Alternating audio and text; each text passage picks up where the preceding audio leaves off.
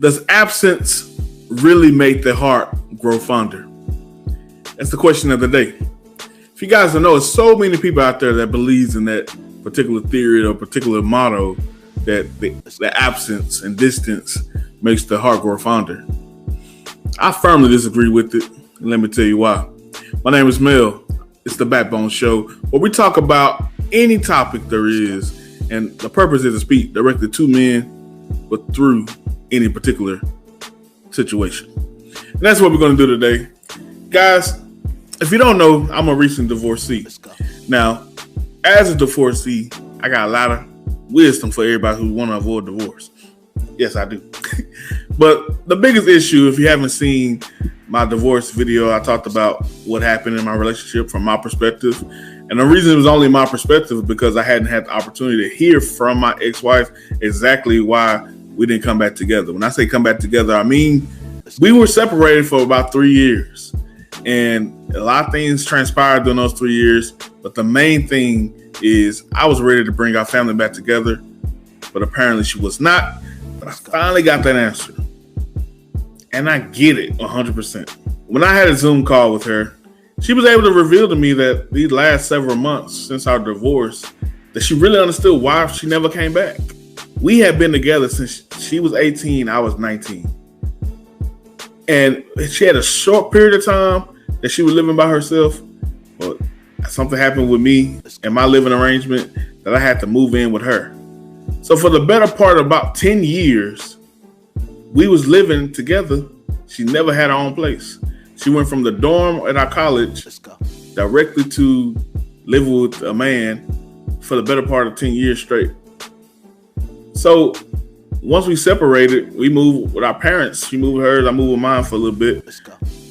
But quickly, she ended up getting her own place. And she just got comfortable with that. Like, it was her first time able to stretch and be on her own and live on her own. I understand, because I was very well, once I moved out of my mom's house, very well enjoying the exact same thing, living on my own.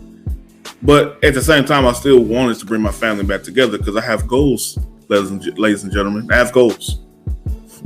But anyway, I get where she was coming from. I understand it completely. But on my end of the spectrum, the more we were separated and the longer we were apart, the more my love for her dwindled. Yeah. It got to the point where I did not desire to even be around her anymore. I didn't have that look, that moment of, I can't wait to see her. Like, I would begin to dread seeing her at times.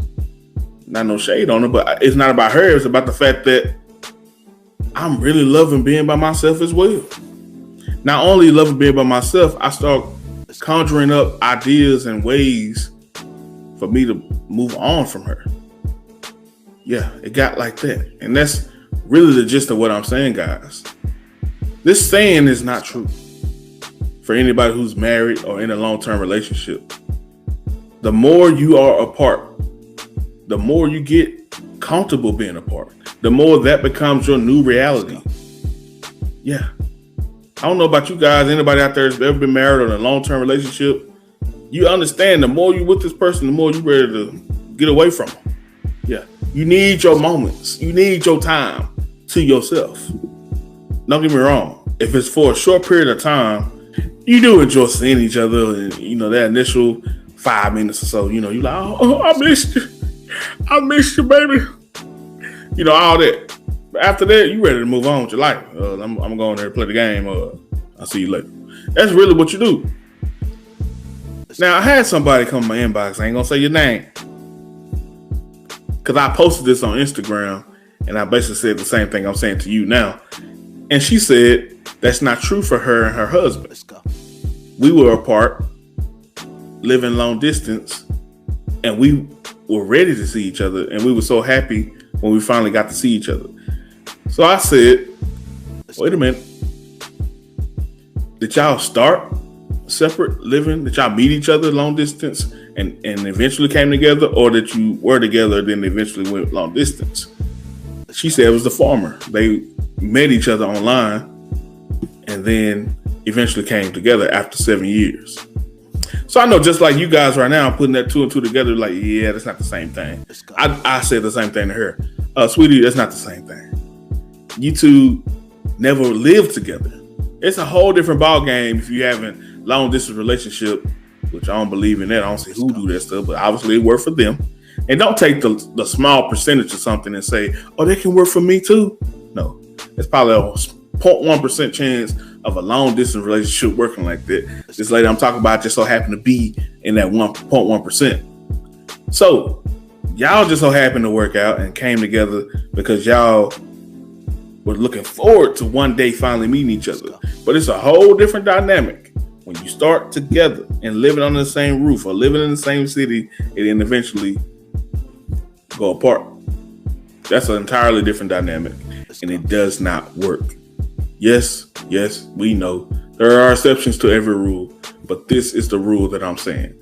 And this saying here is not meant to be a long-term thing. This saying is about maybe a couple hours, a couple days.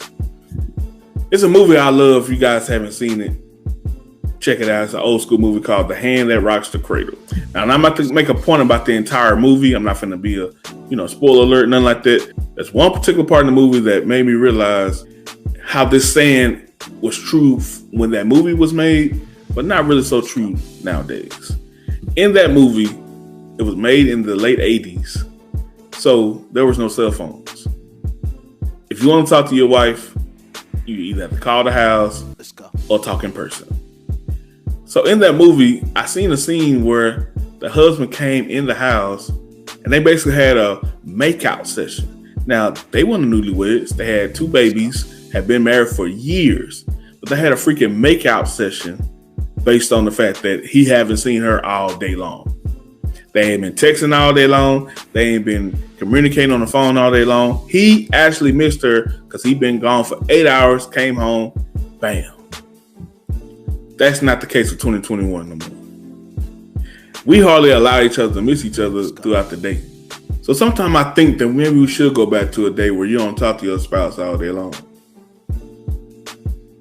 Now, I ain't finna make y'all break up y'all relationships. It's your boy Mel. Thank you so much for joining me today. It's the Backbone Show. If you're new to this channel, hit that subscribe button for me.